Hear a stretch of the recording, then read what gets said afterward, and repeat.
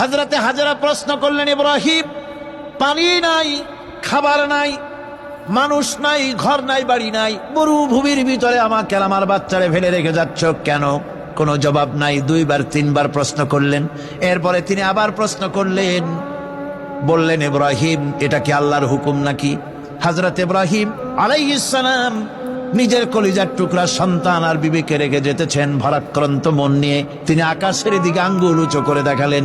হযরত হাজেরা বুঝলেন ইনি তো আল্লাহর পয়গম্বর, আমার কোন অপরাধে এভাবে ফেলে যাওয়ার কথা নয়। তিনি বুঝলেন এটা আল্লাহর হুকুম। হযরত হাজেরা বললেন, ইব্রাহিম রে, নিশ্চিন্ত মনে বাড়ি ফিরে যাও। আমার মনে কোনো চিন্তা নাই, কোনো পেরেশানি আর এখন নাই।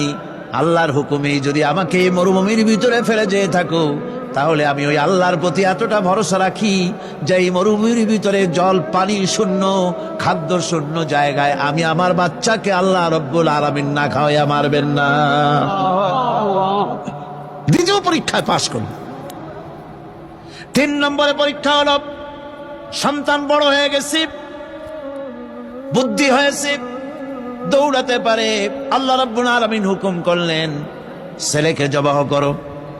কত বড় আগুনের পরীক্ষা! কোরআন শরীফ বলছে, হযরত ইব্রাহিম আলাইহিস সালাম নিজের ছেলেকে ডেকে নিয়ে বললেন, ইয়া বুনাইয়া ইন্নী আরা ফিল মানামি আন্নী আযবাহুক ফানজুর মাযা তারা। হে আমার কলিজার টুকরা সন্তান, আমি স্বপ্নে দেখেছি যেন আমি তোমাকে জবাহ করতেছি। তোমার রায় কি, তোমার মত কি, আমারে শোনাও।